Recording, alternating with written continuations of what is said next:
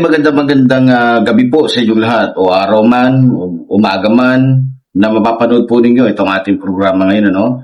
So, bagong lahat, pinapasalamatan muna po natin ating mga kasama, kaibigan, mga kakampi sa programang ito, lalong-lalo na po ang ating mga kababayan na lagi po natin nakakasama sa programa po natin. At syempre yung ating po mga bagong mga subscribers, especially yung ating mga kababayan sa abroad. At syempre yung ating minamahal na Pangulong Ferdinand Marcos Jr., maging ating minamahal na Speaker Martin Romualdez, at syempre yung ating minamahal na First Lady Liza Araneta Marcos. Magandang araw, gabi o anumang oras na mapapanood po ninyo itong ating programa. Okay, sa araw po ito mga minamahal kong mga kababayan, pag-uusapan po natin ngayon, ito pong Tolonges na si Along. Ito pong mayor po ng Caloocan City. Alam niyo mga minamahal ko mga kababayan, talagang plano po nilang siraan ng gusto. Siraan ng gusto o hadlangan itong ating minamahal na Senador Antonio Trillanes para hindi maging mayor ng nasabing syudad. No? Ang sinasabi po kasi nila, hindi naman daw taga Caloocan. Hindi naman daw talaga pure taga Caloocan itong si Senador Antonio Trillanes. Pero, ito lang masasabi ko sa iyo, Mayor Along, putang ina mo ka. Ikaw tarantado ka. Huwag mong ipagmalaki na taga dyan ka.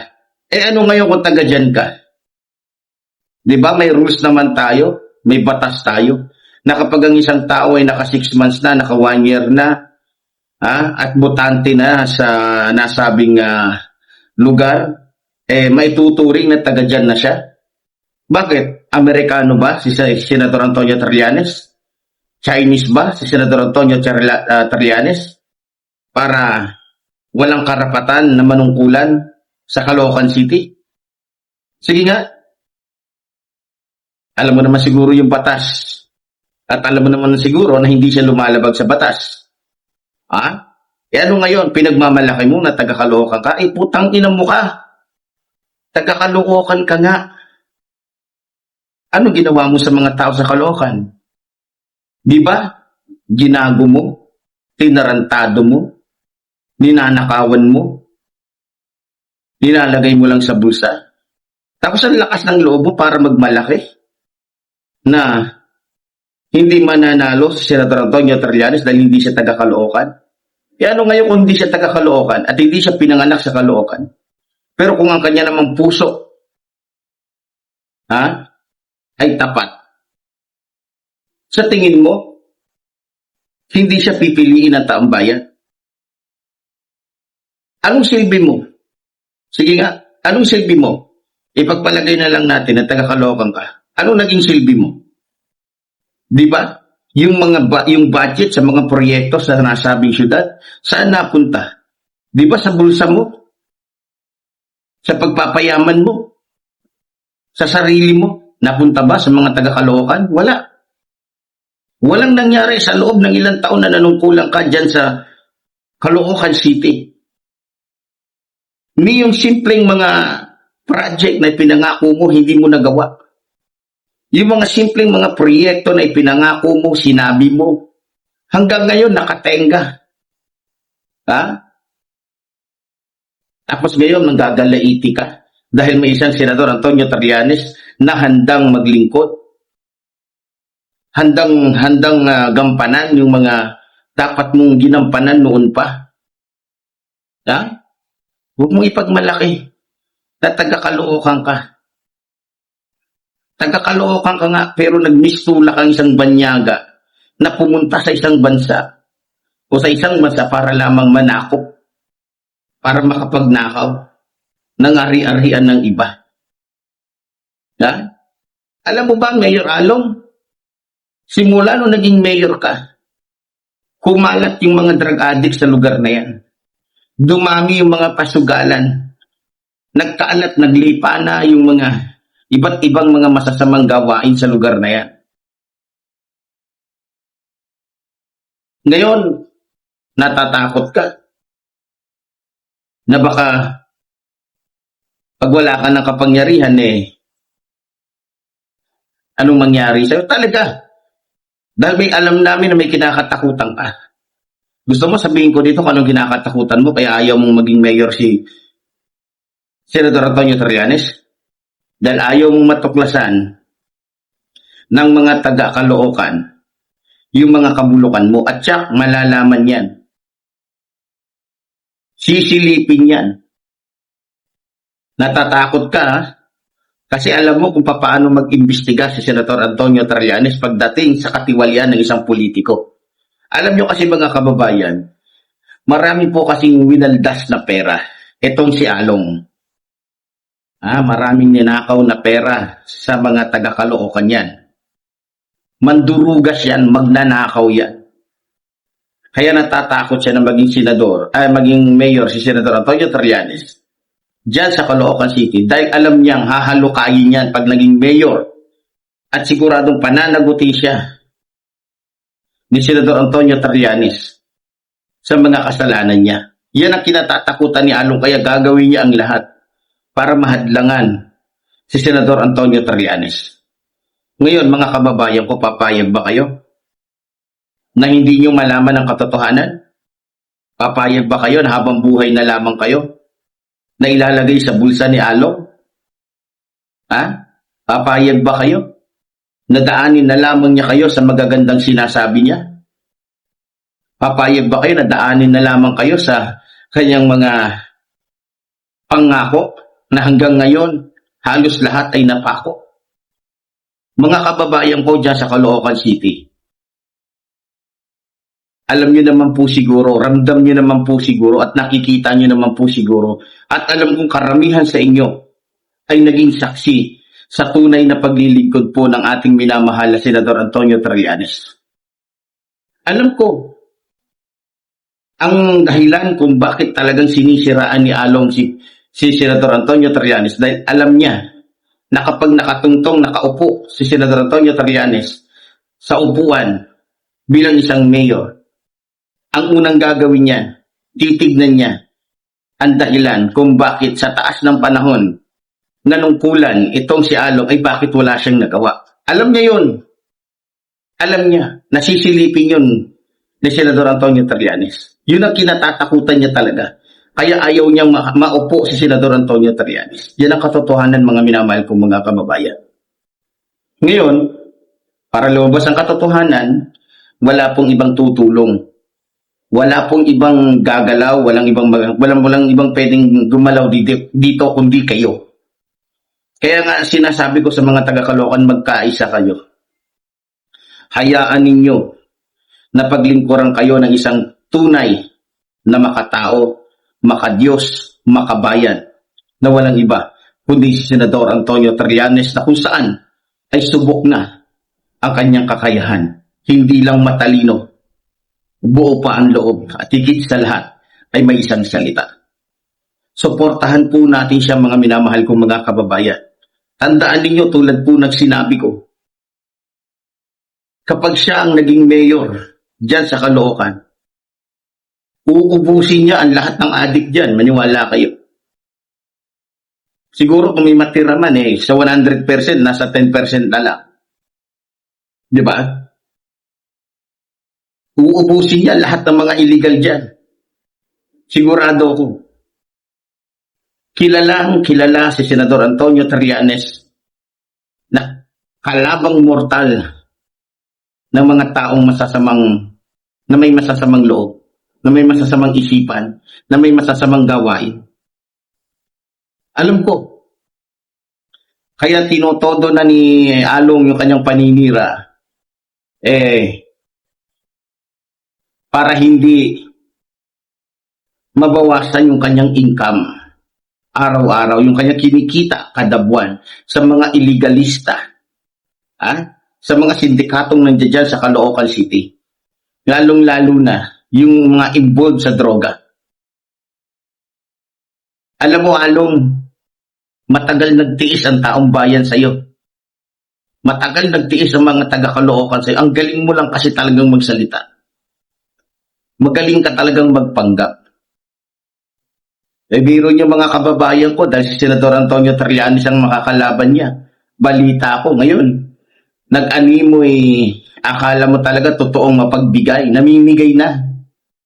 Nung nalaman lang niya magiging kalaban niya ay si Senador Antonio Trillanes, natutong magbigay. Pero ang totoo, style niya lang yan.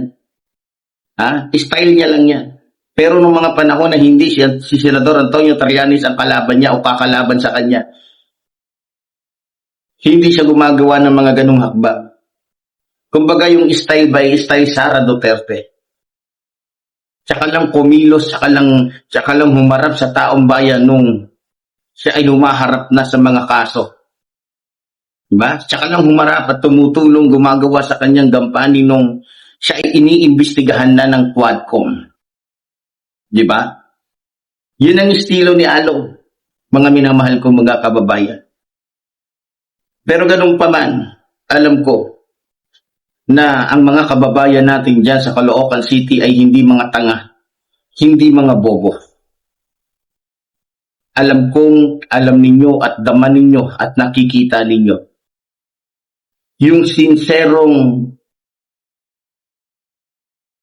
paglilingkod o pagnanais ng ating senador na makapaglingkod sa inyo. Alam nyo, napakapalad ninyo. Isa lang sasabihin ko sa inyo, sobrang napakapalad ninyo pag nagkaroon kayo ng isang Antonio Trillanes na magiging ama ng inyong syudad. Alam nyo, kung titignan nyo po si Senador Antonio Trillanes, kung titignan nyo, napaka-stricto, yes. Stricto siya para sa bayan. Stricto siya para sa mga mamamayan. Stricto siya para hindi makakilos o makagalaw yung mga masasamang loob. Kasi military yan. Official yan. Ginagalang at kinakatakutan yan ng mga tiwaling mga opisyal ng militar. Dahil kahit nung siya ay nasa serbisyo pa, nakita nyo naman, hindi siya nagdalawang isip na magkudita laban sa isang magnanakaw na pangulo, katulad ni Gloria Macapagal Arroyo. Biro mo kinasuhan siya ng rebellion kasi kinukontra daw nila yung administrasyon ni Gloria Macapagal Arroyo. Sinisiraan lang daw. Kaya pala nung bandang huli, ayun, napatunayan na tama si Senador Antonio Trillanes sa kanyang pinaglalaban. Ano nangyari doon sa presidenteng si Gloria Macapagal? Nakulong. Nakasuhan ng plunder. Di ba? At least, kahit na siya lumagay sa ganong sitwasyon, napatunayan niya na tama ang pinaglalaban niya. Kaya nga tulad ng sinasabi ko mga kababayan ko kayo dyan sa Caloocan City, naniniwala ako 100% o 101% pag si Senador Antonio Trillanes ang naging mayor ninyo, hindi kayo iiwanan yan. Hindi kayo tatalikuran yan. Ipaglalaban kayo yan sa abot ng kanyang makakaya. Buhay man ay kaya niyang ialay para sa taong bayan. At yan ay matagal niya nang ginawa nung siya ay nasa serbisyo pa. Walang pag-aalinlangan na hinarap niya ang mga kalaban. Alang-alang sa bansang ito. Alang-alang sa mga Pilipino. Kaya nakikita ko kapag ang isang Senador Antonio Trillanes ang naging mayor ng Caloocan City, lahat ng sasabihin niya, lahat ng ipapangako niya, natitiyak ko, tutuparin niya sapagkat siya'y tunay na sundalo ng ating inang bayan na mayroong isang salita, mayroong paninindigan. Kaya sa mga kababayan natin sa Caloocan City, huwag niyong tignan kung saan man siya galing. Diba? Ang tignan natin kung ano yung puso niya, kung ano yung damdamin niya, kung ano yung isipan niya, kung ano yung kanyang standing, kung ano yung kanyang pagkatao. Hindi katulad ito ni Along, pinagmamalaki niya na taga Caloocan daw siya. Ano ngayon? Porket ka ba taga Caloocan ka? Gusto mo pabayaan ka na lang na magnakaw sa mga kababayan mo? At lagi mong tatandaan, Along, Pilipino si Senator Antonio Trillanes. Kahit saan sa lugar ng Pilipinas, pag siya ay nakaisang taon na, may karapatan na siyang manungkulan dyan. Hindi Banyaga, hindi Amerikano, hindi Chino, si Senador Antonio Trillanes. Kung tutusin, mas malaki pa nga ang experience niya kaysa sa'yo dahil siya naging senador na. Ikaw, mayor ka pa lang, magnanakaw ka na. Hudas ka na. Ha? Demonyo ka pa. Protector ka pa ng adik, ang demonyo ka. Ha? Kaya kahit anong gawin mong paninira kay Senador Antonio Trillanes, walang magagawa sa'yo si Senador Antonio Trillanes dahil mapera ka. Dahil hawak mo yung pera ng taong bayan na ginagamit mo para ipantakip sa mga kalokohan mo, kahutasan mo, kagaguhan mo, kademonyohan mong siraulo ka. Ha? Kaya Mayor Along, masalamat kami, tinatawag pa kitang Mayor Cagtolonges ka. Ha? Ito na yung katapusan mo. Wala yung pinagkaiba, walang iniwan niya sa sitwasyon ngayon ng mga Duterte. Ha? Sinasadya ng Diyos na alisin kayo, palayasin kayo sa inyong mga posisyon sapagkat hindi niluloob ng Diyos at ayaw ng Diyos na manatili kayong inaapi, ninanakawan ang pera, ang taong bayan. Pasensya na po. Ha? Kaya Mayor Along, kung ako sa iyo, tigilan mo na yung paninira mo at tigilan mo na rin yung pagmamalaki mo na taga-kalookan ka. Taga-kalookan ka nga, hudas ka naman, traitor ka naman, magnanakaw ka naman, wala ka namang kwenta, wala ka namang nagawa. Kaya kung ako sa iyo, huwag ka na mag-mayor. Huwag ka na mag-mayor dahil wala ka namang pakinabang at walang nakukuha sa iyo ang taong bayan. Wala kang kapakinabangan sa taong bayan dyan sa Caloocan City. Kaya baka akala mo walang Epifanio Labrador na papalag kapag kasinisiraan ninyo si Senador Antonio Trillanes. Alam ng buong Pilipinas kung gaano ko iniidolo, papaano ko ginagalang si Senador Antonio Trillanes dahil alam ko kung ano at sino siya at ano ang kanyang puso para sa bayan. Kaya muli po, tulad po ng sinasabi ng iyong lingkod, mabuhay po ang ating inang bayan, mabuhay na ba mahal sa ating inang bayan. Maraming salamat po.